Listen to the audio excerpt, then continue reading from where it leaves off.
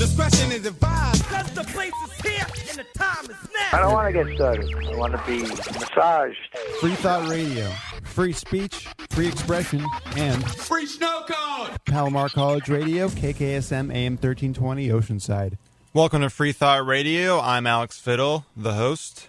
So let me sort of introduce you to our first guest before we go into the interview, and we'll be taking a commercial break before that. Gary Johnson is the former governor of New Mexico, 2 terms, term limited. He had not served any office before or after. He started a one-man handyman business in college to pay for things. He was his only employee. He says he's paid for everything he's had since he was 17. So he's an entrepreneur. He started his own handyman business, then grew that into a 1,000-person employee business. So it's really starting a business from the ground up. No sketchy Bain Capital like Mitt Romney. No community organizing. Real business experience and not big fat cat Wall Street corporate experience. Then he's also is an athlete. He's climbed Mount Everest and several other mountains before that. Extreme skier, and he's competed in several Ironman triathlons and many other bike races and whatnot. When he was first running in the Republican Party, he did a 500-mile bike ride across New Hampshire, and he's done several contests like that before. But as far as as governor of New Mexico goes, he went to the Republican Party as a pretty much a unknown, like a zero, basically. Nobody knew who he was. He says, I'm going to run to the Republican Party of New Mexico. I'm going to run for governor. And they told him that they like him and that they're going to include him in all the debates and whatnot, but that he would never, ever win. And sooner or later, he was at 2% in the polls for the primary. And then in the very, very last weeks before the primary, shot up and won. And he paid for his own campaign. And then he went and beat the incumbent Democratic governor 50-40, I think. And his whole message was a common sense business approach to government and people first and politics last, that all the issues will be brought up regardless of its political consequences, because he's not a politician. So he obviously cut a lot of spending without raising taxes. He vetoed over 750 bills. That's more than the other governors in the country combined. And only 2 of those were overridden despite a 2-1 Democratic legislature. So he really got a lot done. And a third of the bills he vetoed were Republicans. So anytime Republicans grew government or tried to pass laws that would get government involved in the bedroom or even in the boardroom, Republicans don't just give Republicans give lip service to free markets. They don't believe in a word they say, especially Mitt Romney. I don't know where he gets off calling himself a free marketeer, but free markets, level playing field, no special advantages for corporations, groups, or individuals. Biggest example of that is within the states, at least, occupational licensing. What happens is groups or different sectors of different industries get together, lobby the Congress to start licensing their industry, and they set the industry themselves set the rules for a new person to enter the industry, all sort of tests they have to take, fees they have to pay, and it basically keeps competition out. It just makes new entrepreneurs have to spend time and money that they might not have in order to comply with these licensing rules and regulations, and it helps essentially guarantee market share to a politically connected corporation or group of corporations that exist in a specific industry. John Stossel did a special on it where he showed floral arrangers and how insane the test was for becoming a floral arranger, all the outdated technologies that were, of course, put forth by the establishment of the industry just to keep people out. And if they don't have a license, then they're going to get shut down. So It essentially keeps a semi-monopoly in industries, and Governor Johnson vetoed occupational licensing, but we'll talk more about that. He got reelected in a 2-1 Democratic state by a bigger margin the second time, and in his second term came out for the support of legalizing marijuana, and his obviously high approval rating went down a little bit, and Clinton's drug czar Barry McCaffrey came to New Mexico just to call Governor Johnson Puff Daddy Johnson, and of course his approval rating went right back up to probably even above what it was before that. And it's I think it's a testament to everything else he's been doing, which is the issues first, and not caring about the political consequences, because people are getting. It's not right to be arresting people for what is nonviolent crimes. Governor Johnson always points out that the population of New Mexico gets arrested every year for drug charges, most of which are nonviolent, and it's an incredible waste of money, and it's a huge cost to our civil liberties. And on my show before, I've interviewed Gary about 4 times, 2 times before his presidential run, and he's said things before like how the drug war is incredibly discriminatory, and how it is a fact that if you're a minority, you're more likely to get arrested. And I think the drug war and the tactics used in the drug war enable bad cops or racist cops to abuse their power, and such as civil asset forfeiture. Reason magazine did a story on that, and there were cops in Texas on a highway that were pulling over people, minorities, and singling them out and saying either you give me your stuff because I think that could be used for drug trafficking, or you go to jail. And usually they take money or belongings, most of the time money. And so it's basically intimidating people to give them stuff, because the cops can pin on them that that stuff was used for drug trafficking, and the cops take it and use that to fund police activities or take it for themselves. That's called civil asset forfeiture, and that's a way that racist cops are enabled to abuse their power. And the incarceration level is through the roof, and it's a horrid public policy. What people choose to put in their own bodies without harming anybody, if they're sitting on their couch eating too many Doritos because they're stoned and they're not harming anybody, that's no business of anybody but that person, and it should not be a matter of public policy. And I don't know why it is, and I don't know why we haven't learned our lessons from alcohol prohibition. This is insane.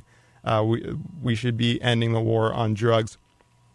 And that's just it's literally political suicide to stake such a claim for legalizing marijuana. And I think it's a testament to the fact that politics are out of the question. It's what are the issues, and does legislation infringe upon our liberties and prevent us from making decisions that don't hurt anybody, such as marriage, who you decide to marry, what you decide to put in your body, what you decide to listen to as far as music or anything movies go, what your decision to start a business, if that's being inhibited by legislation that requires you to pay a huge sum of money to an industry organization like for a license. This is essentially to keep you out of keep your competition safe from you, and all other things. That isn't that what Occupy Wall Street is about? Is the crony capitalism that happens? Things like occupational licensing that essentially guarantees market share to a certain group of people that are already established in business, and prevents entrepreneurs from innovating and creating better products and better services at lower prices. And that's essentially what government could be doing. They could be a better product, a better service at a lower price, but essentially it's less liberty at an astronomical cost, because eventually our huge debt and deficit will cause a collapse in the U.S. dollar.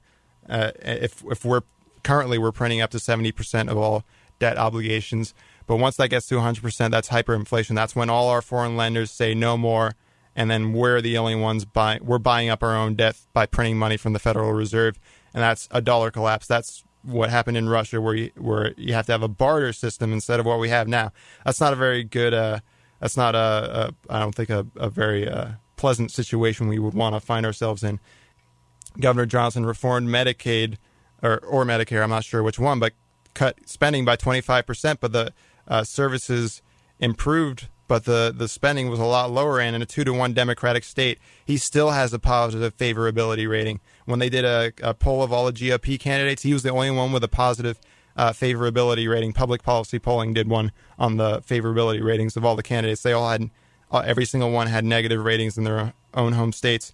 And 2-to-1 Democratic state, being the most fiscally conservative governor, and still being well liked.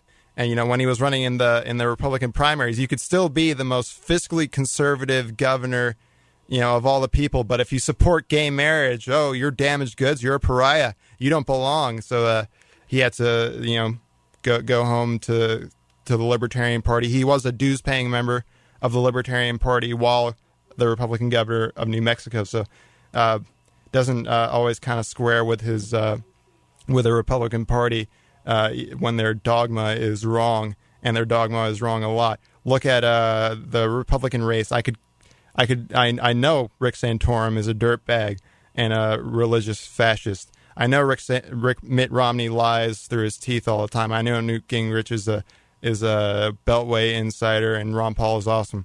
But with the Libertarian race, it seems where you may disagree with some of them, at least, not, you can't point at them and say that guy is evil and wants to impose his religion upon everybody else. The libertarianism is about not getting involved in your neighbor's business, not getting the force of government to impose your will upon other people, and that's what Republicans and Democrats do. They have their hands out for special interest money, and they turn around and they pass legislation that benefits those special interests, whether they be social interests like religious organizations or corporate interests like Wall Street, or and especially bureaucratic interests like Fannie and Freddie, the Fed, military-industrial complex, and it's all special advantage rather than equal treatment. Equal treatment is what we need, and we're not getting that. I'm going to let Governor Johnson speak for himself. I'm here with Gary Johnson. He's the former governor of New Mexico, Republican, and he is now running for president as a libertarian. So I guess the biggest issue facing our economy is our national debt, and that is in lieu of the fact that the Federal Reserve is printing about 70% of all new debt obligations, and when that hits 100%, that's, of course, hyperinflation. Now, when it comes to issues like balancing the budget and anything else, not many politicians are upfront when it comes to their policies, namely being President Obama and the other GOP presidential candidates. How does your policies as governor of New Mexico, having matched your rhetoric, compare to the sort of empty promises of the other candidates in the 2012 presidential race? Well, Alex, I think you're hitting it on the head, and not that the candidates have empty promises. It's just that they're not being specific at all on how they're going to address the problems that we do have. So I am promising to submit a balanced budget to Congress in the year 2013. That will be a document that will reduce government expenditures by 43%. That will include Medicaid, Medicare, military spending. I don't think any of the other candidates are talking about how they're going to do that. They're not even talking about reducing the current deficit that we have. You were right at the start in that in this last year, up to 70% of the money that we're using to fund ongoing government expenditures was just printed right out of thin air. And the result of that, at some point, is really going to be inflationary, big-time inflationary. So bad news is we're in deep, deep doo-doo. The good news is that we can fix this, but we have to balance the budget. So start off with balancing the budget. I'm not even talking about repaying the $15 trillion in debt, but let's balance the budget. And then I promise to veto any expenditures by Congress that exceed revenue And although Congress will probably have to override my veto, I'm going to suggest that the spending will be lower in the scenario that I just laid out than any other possible scenario. Lastly, I am proposing and will propose to throw out the entire federal tax system and replace it with the fair tax, which I really think reboots the American economy for the next 100 years by doing away with the income tax, doing away with corporate tax, and replacing it with a 23% consumption tax, which by all measurements will be cost neutral over a very short amount of time. So it's the answer when it comes to our exports. It makes our exports 23% more competitive, and it's the answer when it comes to jobs, because if in a zero corporate tax rate environment you're starting up a business anywhere in the world and have a choice, why would you start it up anywhere in the world other than the United States, given that kind of favorable tax treatment?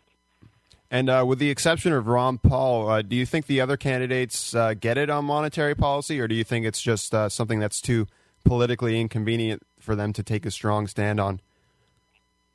You would have to believe that everybody gets it when it comes to monetary policy, that when you're printing money out of thin air, you're not borrowing it, you're printing money. And that's the same amount of money that's a lot more money chasing the same amount of goods and services. It has to result in inflation. And we are not immune from a monetary collapse. We're not immune from the mathematics here of continuing to spend this much more money than what we're taking in. Mm-hmm. And your views were easily set aside during the Republican race due to the media's continuous, inexplicable exclusions of you from the debates and their almost yellow journalism-type coverage of the race.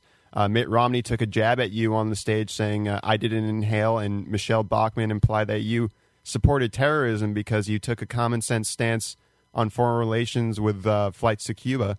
What are your views on the Republican race, and what is the Libertarian race like in comparison? Well, I think the Libertarian race is a breath of fresh air in that all the 10 Libertarian candidates are offering up concrete solutions to the problems that we have. So that is very refreshing. And, Alex, I think Ron Paul and I, although we do have differences, I think that for the most part we're talking about the same message. We're talking about the same agenda. And as human beings, we need to hear information from different sources to understand it better. So I have different ways of communicating than Ron Paul. It would be great if there would have been 6 candidates on stage talking about a liberty and freedom agenda and a monetary policy that would promote a strong U.S. dollar as opposed to a weak U.S. dollar. But I guess they were only going to allow one. I wish Ron Paul all the luck in the world going forward, but I don't think he's going to be successful getting the Republican nomination. And so this agenda, this message, ends up not being promoted when he leaves. So to me, this is really exciting to be able to continue to talk about a message that I think thousands of individuals would love to have the opportunity that I have to be able to talk about real solutions. So you got to identify the problems. You have to talk about the solutions that go along with the problems. And then you have to have a resume to suggest that you're going to pursue the remedies that you're prescribing. Your message obviously hasn't changed since you switched parties, but what has changed is you've been getting a lot of media attention and are taken a lot more seriously by the media, because you could end up on the ballot on all 50 states and poll high enough to be on the debate stage with President Obama and probably Governor Romney. What happens if the media or President Obama start putting in Gary Johnson rules in these debates criterias? Well, I think it's been pretty well established that 15% in the national polls would qualify you for those national debates. Now, being excluded from the polls again that's something that everyone should be tuned into. If there are just a few, let's just say there's only one third-party candidate. I'm going to believe that third-party candidate, and I am running for the Libertarian nomination, so I'm believing that the Libertarian candidate might poll that high, and if the Libertarian candidate does, why, that should be inclusion on the national stage, and if it's not, when there's only three candidates, that becomes a lot more transparent than when there's 240. And now I'm talking about all those candidates that were signed up running for president. So you don't think that somebody could go in and say 15%, oh, Gary Johnson's at 15% flat now, we'll just raise it to 16% like they did with you need to be in 3 debates in order to be on the stage?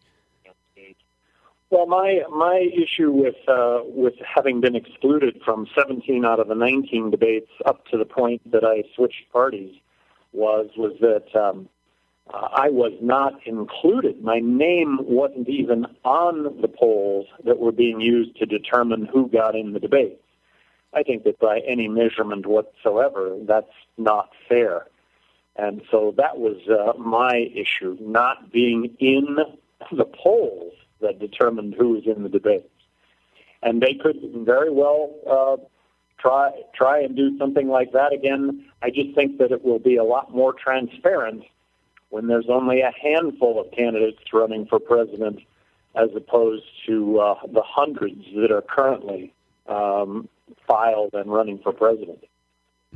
Talk a bit about your recent appearance at the ACLU National Conference this weekend, and how does that put you in a position for civil liberties when President Obama promised a whole heap of promises when it came to improving our civil liberties qualities, but it went 180 degrees the other way once he got into office? How does your resume suggest that you would deliver on these promises for promoting pro-civil liberties agenda? Well, I was really heartened by a report that came out from the ACLU about 2 weeks ago that graded all of the presidential candidates. So the ACLU graded all the presidential candidates with a potential of getting 24 liberty torches. In third place was Barack Obama. I hope I'm getting this right from memory, but in third place was Barack Obama with 16 liberty torches. In second place was Ron Paul with 18 liberty torches, and in first place was myself with 21. I thought it was interesting that Mitt Romney and Rick Santorum got 0. I'm proud of that. I'm proud of the fact that the Civil Liberties, American Civil Liberties Union, which is an organization dedicated to civil liberties, dedicated to the preservation of our Constitution and Bill of Rights, should have recognized this is recognizing my resume to this point. And that would be not only just what does need to take place, but the actions that go along with that. So that's very heartening, in my opinion, because on one side, we have to balance the federal budget. We have to get our fiscal house in order. And I think that we need to implement the fair tax, which is fair, will, in my opinion, issue pink slips to half of Washington lobbyists, because there won't be any deductions anymore for them to be there to try and pay money to get those deductions. And then lastly, outside of the monetary part of this, what is this country about? Isn't it about freedom and liberty and protecting those freedoms and liberties? And I think that the Constitution, the Bill of Rights, our founding fathers, that was of much more concern than the notion of security and safety, that freedom and liberty was tantamount. Mm-hmm. And I liked your slogan that you've said a few times on a few TV programs: the gun rights and gay rights. Should be gun rights and gay rights, and then let's slash welfare spending, but let's slash warfare spending also. It's two sides to all this, and I think most Americans come down in the middle, and I'm afraid Well, let me point out something that is important to point out. We do not live in a democracy. We live in a republic. We live in a constitutional republic. So we are a country governed by laws. In a democracy, you can vote yourself a raise, and I'm afraid the Democrats think that we live in a democracy where you can vote yourself a raise, and that doesn't work. That ends up collapsing democracies. Constitutional republic, a country governed by laws, which is what we have. I think Republicans lose sight of the fact that you can change the law. That if the law is the supreme is supremely correct and you can't change the law, would women still not be allowed to vote? Would we still have slavery? I'm afraid that Republicans lose sight of that. We can change the law. So when it comes to being able to smoke marijuana, legalizing marijuana, we can change these laws. We should have learned our lessons when it came to prohibition with alcohol. At least with alcohol, it was a constitutional amendment as opposed to marijuana, which nothing in the Constitution suggests that the government can tell you and I what we can and can't put in our own bodies. Mm-hmm. And that goes back to Congress actually trying to follow the Constitution and maybe having a president in office that would veto anything that they would try to do to go beyond those limits. I think it's important to one of the things that I did as governor of New Mexico was I may have vetoed more legislation than the other 49 governors combined. I had 750 vetoes while I was governor of New Mexico. Only 2 were overridden, so it made a really big difference. How would that make a difference as President of the United States? Well, as President of the United States, I would have never established the Department of Homeland Security. I think that it's incredibly redundant. I don't think we're any safer. I think we're spending a whole lot more money. And because Homeland Security would have never been established, neither would TSA have been established. I would have left airport security to the airlines, to the airports, to municipalities, as opposed to the federal government. And I dare say that today, air travel would be as safe and less intrusive. Well, what do you think about Rand Paul being detained by the TSA? Well, I think it's something that happens to everyday Americans all the time.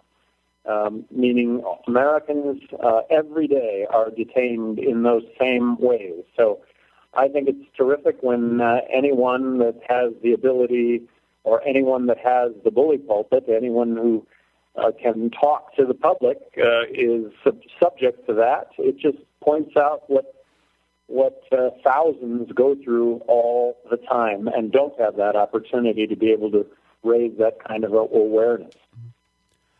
Why is it important to draw the distinction between free markets and crony capitalism? Well, I think there's a real magic to free markets. I think free markets work, and what we have in this country is crony capitalism. Both parties have their hands out for money. Politicians have their hands out for money for you to pay them, for them to grant you your special favor, your special comeuppance, to give you an advantage as opposed to legislation that would treat all of us equally. Free markets treats everyone equally. Let me use China as an example. So much political outrage is given over the fact that China subsidizes goods and services coming into the United States. Well, if we enact the fair tax, our goods and services become 23% more competitive. I think that's the answer when it comes to China. But if China is subsidizing its goods and services to you and I as citizens of the United States, who benefits from that transaction? We do. In a free market system, we benefit from that. And in a free market system, at some point, China recognizes its folly and stops doing it because it's a detriment to them. That's free market as opposed to government manipulation government rules and regulations that end up having unintended consequences. Unintended consequences when it comes to free markets are markets that we pay more for certain things in certain areas. In other areas, they're subsidized. Well, who pays for the subsidy? You and I pay for the subsidy. So really, if free market were allowed to operate from the beginning until the end, we would all benefit. Not that there aren't bubbles in free market situations, but usually they correct themselves much quicker and much more accurately than if the government is involved. And I'll use as an example here, bailing out the banks, allowing home mortgages to never have gotten to a fire sale, which if they would have gone to a fire sale, a market bottom would have been established. And I think today we would be engaged in a real recovery, as opposed to the government, crony capitalism, stepping in, propping up home mortgages, allowing the banks to hold their mortgages in foreclosure and not declare them. And so because of that, that's our real estate malaise. It's crony capitalism. Where you might have differences with Occupy Wall Street on the solutions to our problems, you said that you agree with them on the outrage towards crony capitalism. Explain that, and what would be your main argument for free markets as getting rid of crony capitalism and central planning to a skeptical occupier? Well, I think that is an education that all of us have to have in this country, not just Occupy Wall Street. When what we see, what all of us see on a regular basis is we see individuals or groups or corporations that are getting ahead.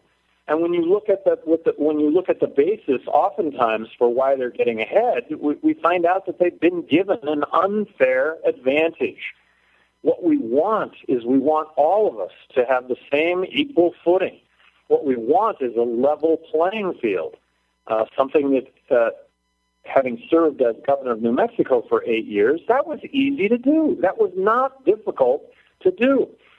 It was easy to look at issues first and politics last, and I think we've turned ourselves upside down on that notion that today everything is about partisan politics first. Issues can take a back seat to what should be equality for all of us.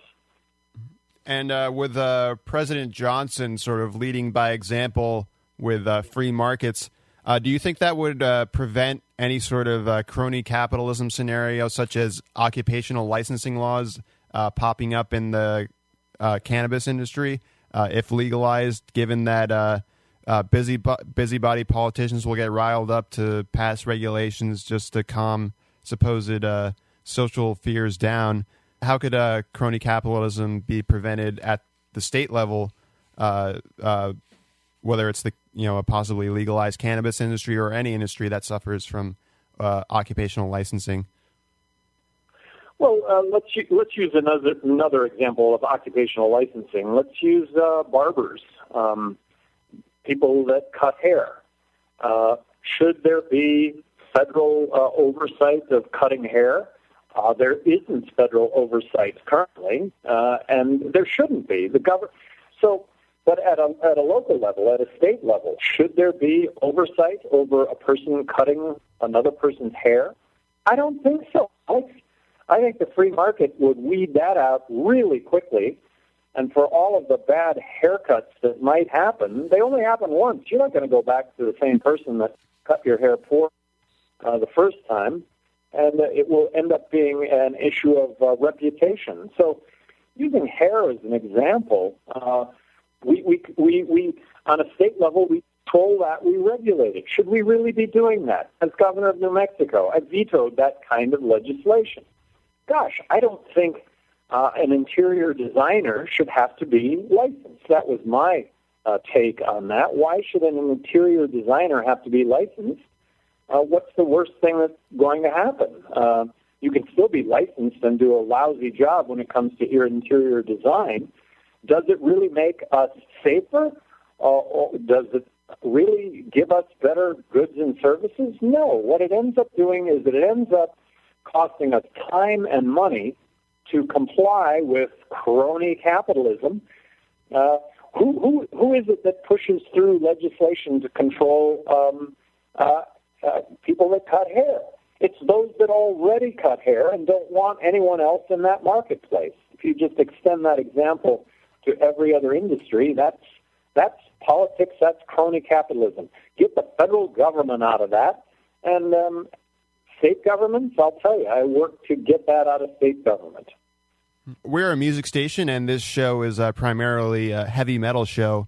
In American history, our government has taken up policies akin to the communist Soviet Union when it comes to regulating music, most notably Al and Tipper Gore's Pmrc organization. What are your views on the Pmrc censorship and how it relates to modern issues like the Stop Online Privacy Act and Protect Intellectual Property Act? So now, use it back to my ACLU grade. This is what the ACLU monitors. The ACLU monitors politicians and their attempts to infringe on free speech.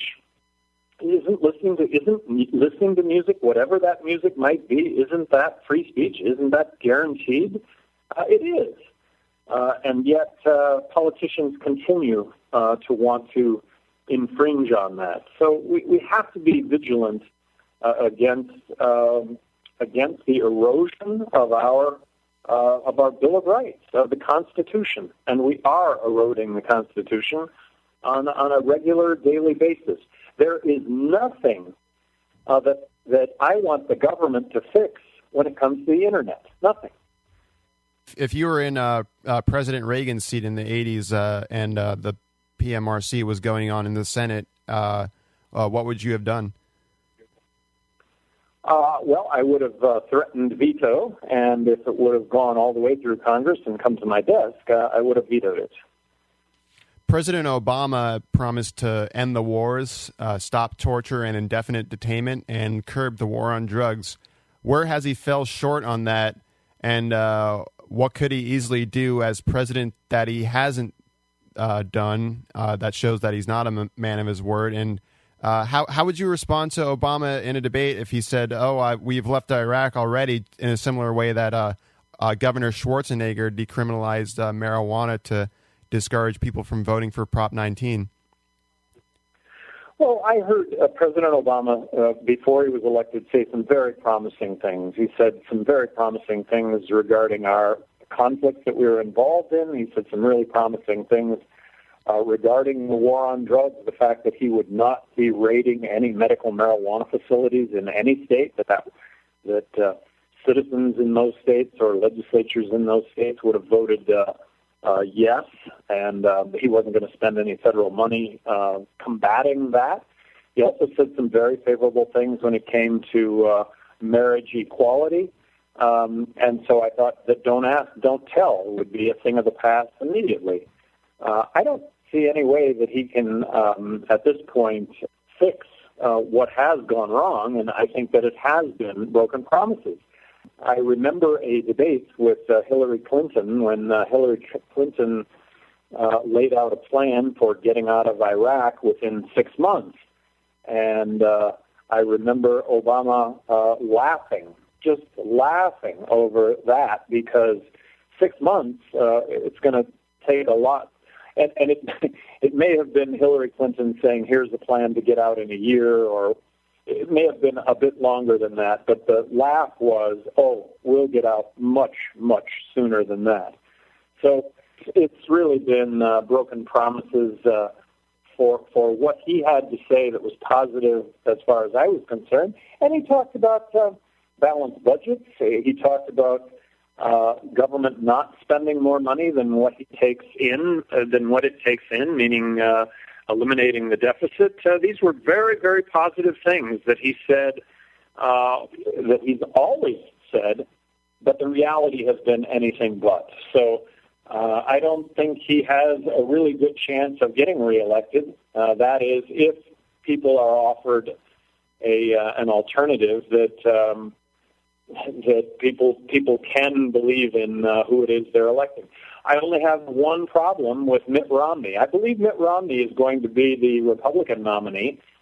The only problem I have with Mitt Romney, I have no idea where he stands on any issues. My running, I hope to get the Libertarian nomination. I promise to submit a balanced budget to Congress in the year 2013. I promise to veto expenditures that exceed revenue. I promise to advocate on the part of the fair tax. And then when it comes to all those civil liberties, protecting the Constitution, protecting the Bill of Rights, I'll just go back to the ACLU's report card here 2 weeks ago, which had Obama in third place, Ron Paul in second place, me in first place. Mitt Romney scored a 0. For our last question, can you explain the fair tax? Any points you might have not brought up about any details about the fair tax? And do you think it has the possibility to curb all the excessive consumerism in our society caused by almost 100 years of Keynesian economic policy? I do. I think it addresses all of it. I would just make a pitch to everyone listening to get online, fairtax.org, check it out. Does away with all federal existing tax, income tax, corporate tax, does away with withholding. Withholding will come out of the proceeds of the fair tax. The fair tax is a 23% national consumption tax, and before you fall over in the chair, it ends up to be cost neutral over a very short amount of time because currently goods and services have 23% tax embedded in them. That goes away. So Coca-Cola is not going to have to sell their Coke for $1 anymore to make the same amount of profit. They can sell the Coke for 80 cents, apply the 23% very transparent tax to it, and it ends up costing the same as it costs today. It also establishes a zero corporate tax rate. So I think that's the answer when it comes to jobs, American jobs. It's the answer when it comes to immigration. You know, so much is said about illegal immigrants not paying taxes. Well, the fair tax is unavoidable. It applies to new goods and services. Yes, it is a consumer tax, so it drives us as a society from consumerism to savings, something that's really important. It's one thing to borrow money. Now I'm talking about the federal debt. That's an okay thing. If you're going to borrow, somebody's going to loan it to you, that's okay. But what's not okay is printing money out of thin air. That's exactly what we're doing right now. We're printing money right out of thin air. That has to come to a stop, or we're going to find ourselves without a country at all. Cutting Medicare by 43% sounds horrible, but how about cutting it by 43% and having it as a viable safety net for those that need health care over 65 as opposed to not having any health care at all? That's what we're facing here. All is making a sacrifice or not having anything because of an implosion of the system. I've been talking with former Republican governor of New Mexico, Gary Johnson, and he is currently running for president in the Libertarian Party, and the Libertarian nominee will be decided upon at the National Convention in May. Where can people go to visit, find info about you online? So GaryJohnson2012.com, and if you can see your way to donate a few dollars also, it makes a huge difference. Alex, I appreciate you having me on, and I hope that you want to have me back on in the future. You're more than welcome to stop by. Any song you would want to hear up next before we go into break? I'll leave that to you. All right. All right. Well, thank you very much for coming on the Pro. Thank you very much. That was former New Mexico governor and current Libertarian Party presidential candidate Gary Johnson. He is currently polling nationally around 9% public policy polling. Did a poll with Obama, Romney, and Johnson, and he needs 15% in polling in order to get on the debate stage.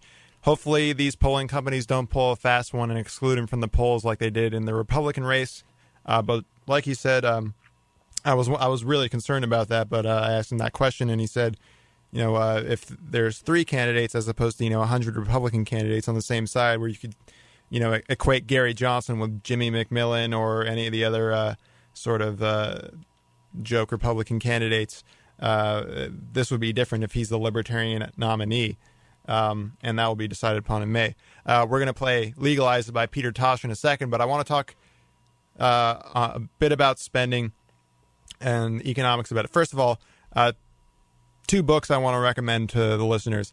Probably my favorite economics books. I read it in high school after I fell asleep in the economics class, and then all of a sudden, started having an interest in it. Maybe it's because I didn't care for Keynesianism, or I thought, it didn't make sense to me, or I can't remember why. Maybe I just was disinterested. But my two favorite books are Economics in One Lesson by Henry Hazlitt. Absolute must read.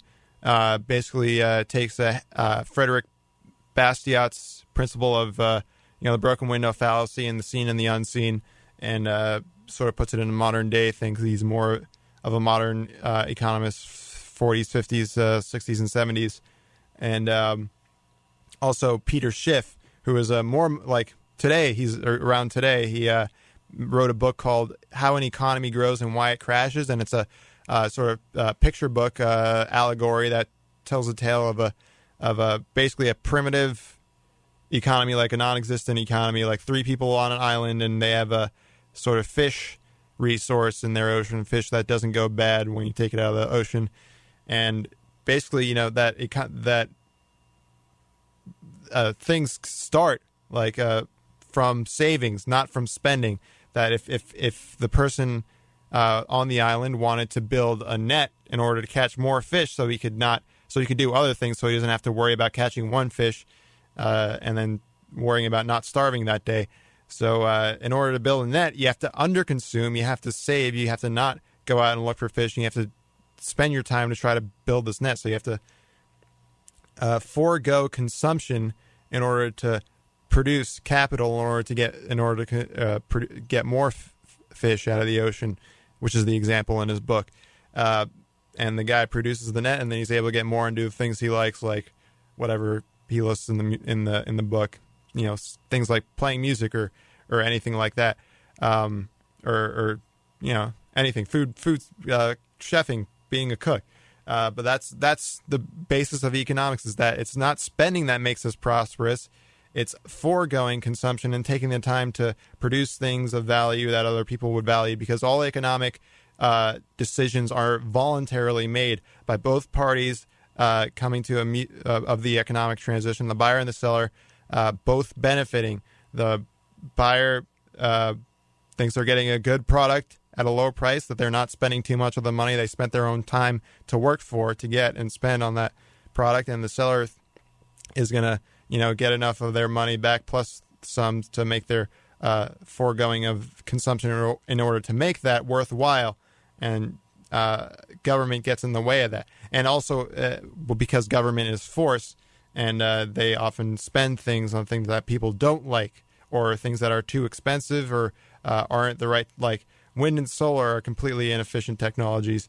Maybe they will be in the future, but subsidizing and taking money out of our pockets in order to pay for it, that's not very prudent, because government doesn't have any money of its own. Any money it takes, it gets from us, or they print it out of thin air. So if what you can see, the seen versus the unseen thing that Frederick Bastiat talks about, is that what you can see is government building a bridge and all these jobs created there. But what you can't see is that you had to pay for that in taxes. That amount of money that cost to make that bridge was taken from you and everybody else in the form of taxes. So nothing government spends on is a net gain to the economy. You could argue that maybe even if it's not a net gain, it's beneficial. But is the drug war beneficial? Is all these military conflicts we have overseas beneficial? Yes, Afghanistan was mostly was justified, but after 6 months we got our goal finished. We wiped out Al Qaeda and the Taliban, and we've just been nation building and getting ourselves in the middle of a civil war, essentially, and we've been causing more hatred towards us. I heard Governor Johnson today on PJTV say that we have drones attack, and the drone takes out the target, and then a civilian block as well. Well, let's say we kill somebody's family, and that person now has a vendetta against us. So that's unintended consequences of our foreign policy coming back to hit us in the butt. I'm not sure if I can say the A word on air. I won't. But yeah, that's unintended consequences of our foreign policy. And there's also unintended consequences of our economic policy. We take $700 billion out of our pockets and give it to the banks. Well, first, that's crony capitalism. That's not, the spending was not going to revive our economy. That was just a payback to the Goldman Sachs and the big corporations, the Wall Streets and the unions that paid to help get our Republicans and Democrats elected in the office in the first place. So it was a kickback. It wasn't to get our economy off of what we were going through, and it's just propping up our house of cards economy built on a fiat currency and too much consumer debt because we're not encouraged to save. Federal Reserve printing money that lowers the interest rates, and that makes it unprudent to save, and it lowers the amount. It lowers the value of anything we save because when you print money, that lowers the value of each dollar. So everything we try to save is just going to go down in value. So it encourages us to spend more because it's going to be worth more or less in the future. For example, gas prices. When gas prices go up, you have less to spend on other things because it's taking up more of a portion of your income to pay for gas. When it's the same gas, it's no better. Things should be going down in price, like PS2s or cell phones. The technology gets better, but the price goes down, and the amount of product goes up, and it's more abundant than when it was at the first place when there was just a learning curve in the technology. With this it's the exact opposite because we're printing money and it hits gas and food first, but the Federal Reserve or whoever does the inflation index takes gas and food off the inflation index. So it's all this tricky accounting that goes into this. And also, I want to touch a bit on the fair tax because there's a libertarian intra-libertarian argument for and against the fair tax.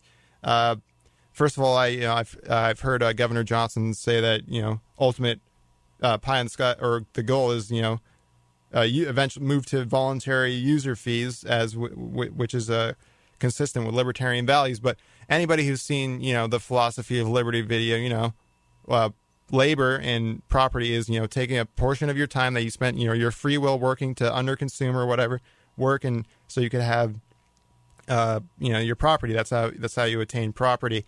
Well, when you have an income tax, you're taxing your labor and your property. When you have a consumption tax, you're getting to keep all the stuff that you work for, and your economic decisions to purchase things are for the most part more voluntary than if you were to get taxed at the point of income when you're laboring, because that's almost slavery. That's taking that's taking a cut of what you're working for, and the fair tax issues a prebate to cover things like food and essentials. And it's not, it's not specific. It's a dollar amount. So it's not like a lobbyist can come and say, oh, well, this is an essential, flat screen TVs are an essential.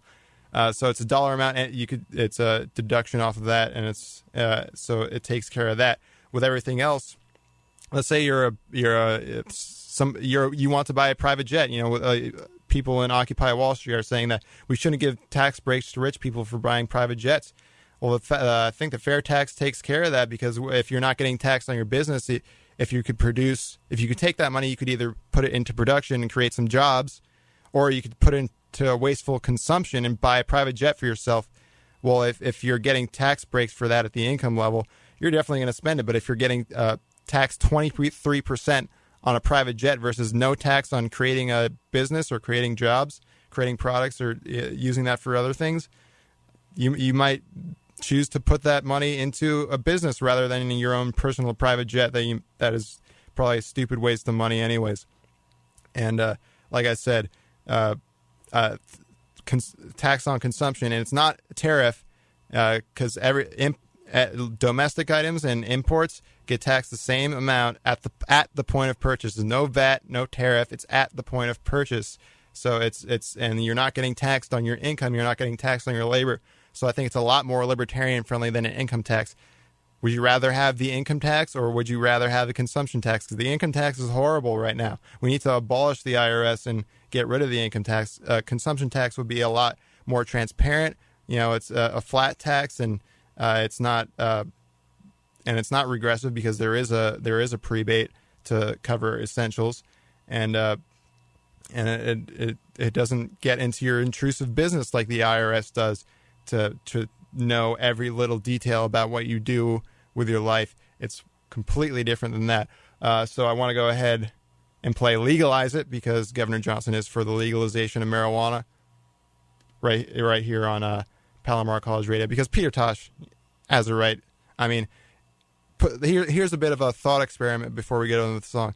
Imagine if you know somebody that you think is hardworking and honest and successful, and you would say motivated, and maybe you know that person smokes marijuana. Well, what would have happened if that person was subject to the legal system under the wrong circumstances? Would they have been able to create what they have done to this point?